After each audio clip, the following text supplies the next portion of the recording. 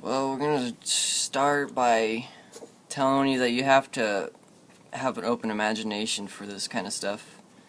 Obviously, people have heard of Illuminati, 2012, you name it. People are wanting to, people are seeking more information, and that's the reason you gotta watch this video. You know, you have to have a little imagination to watch, you know. You do, I mean, you can't just watch this video thinking that we're right, you know, and all we're doing is giving you information to, you know, for your own personal growth. That is just the, you know, quest of life. You know, I've gotten lots of sources of, you know, I've been looking around a lot of sources. I really have, and if you know, my friends that know me know that I talk about this stuff a lot of times, and you know, I've showed them, you know, quite interesting stuff that I didn't even have to tell them that they have to believe, but for some reason that in their mind that they know that's the truth, because believe it or not, you're born with the truth. And then, so when you hear the truth, you know that it's going to be true because it kind of just clicks with you. It just goes there. And so, you know, there's a lot of topics to start on. It's not going to be easy to talk about them all. We're not going to get through all of them. And, you know, and you can comment and leave whatever you want, you know, and I'll answer them, and we'll make some follow-up videos for sure, because I need to help. It feels like my task is to help give people the knowledge that they really do need. Is because, you know, the government is not what we think of it. You know, it's much more than that. It's a scheme to keep you in fear, because the whole thing about fear is that's what the Illuminati feeds on. They're lower dimensional beings that exist through this third realm, which we exist in, and the fourth and the fifth realms. And they can shapeshift, and they've been controlling our world since beginning of anything. Any form of control is Illuminati, and it seems a little ridiculous. Like I said, you gotta open your mind, and I'll give you some links of where I've gotten my information from and all that good stuff. So keep following, and we'll follow up. And, I just wanted to throw this in to all you people.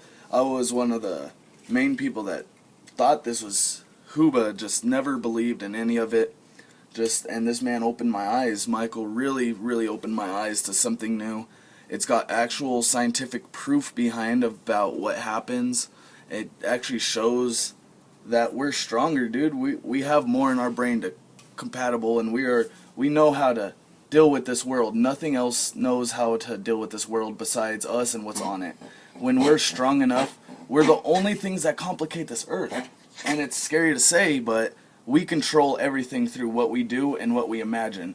All the matter around us is created through our brains and what we've known for years and years to come. We've already known this was coming, and they just control it. The reptilians control us, and they control our power by the fear that they hold in us. They can control us. With that fear, they can create anything they want to, because we can. With our thought, we create matter itself. Just the very existence of consciousness makes matter. There's even quantum physics have shown today that they got baffled by this, because you can't take apart. You know how like they try to like zoom in to a particle and it only gets you so far. It's because you're tearing up a hologram in essence, because the very source of consciousness makes matter. All the scientists they're ripping out all the science that they've ever learned now, because everything that exists is only because of consciousness. It's a result of consciousness. And it's the subconscious that makes things exist. It's pretty weird. I'm going to probably try to edit this and throw in a video that I learned this from, that one cartoon video, and, you know, learn from that. So we'll chop it up. An electron is a tiny bit of matter, like a tiny marble. Let's fire a stream through one slit. It behaves just like the marble, a single band. So, if we shoot these tiny bits through two slits, we should get, like the marbles, two bands. What? An interference pattern. We fired electrons, tiny bits of matter through. But we get a pattern like waves, not like little marbles. Physicists are clever. They thought, maybe those little balls are bouncing off each other and creating that pattern. So, they decide to shoot electrons through one at a time. There is no way they could interfere with each other. But after an hour of this, the same interference pattern is seen to emerge. The conclusion is inescapable. The single electron leaves as a particle, becomes a wave of potentials, goes through both slits, and interferes with itself to hit the wall like a particle. But mathematically, it's even stranger. It goes through both slits, and it goes through neither. And it goes through just one, and it goes through just the other. All of these possibilities are in superposition with each other. But physicists were completely baffled by this. So they decided to peek and see which slit it actually goes through. They put a measuring device by one slit to see which one it went through and let it fly. But the quantum world is far more mysterious than they could have imagined.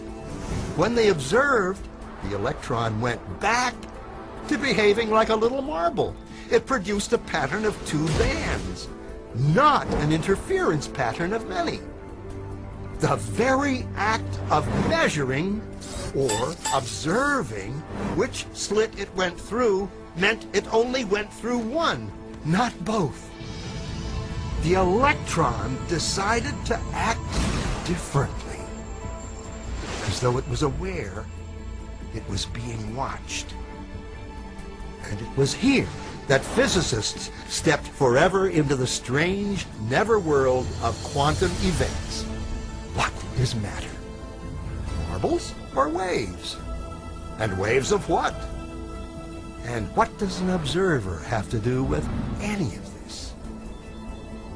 The observer collapsed the wave function simply by observing.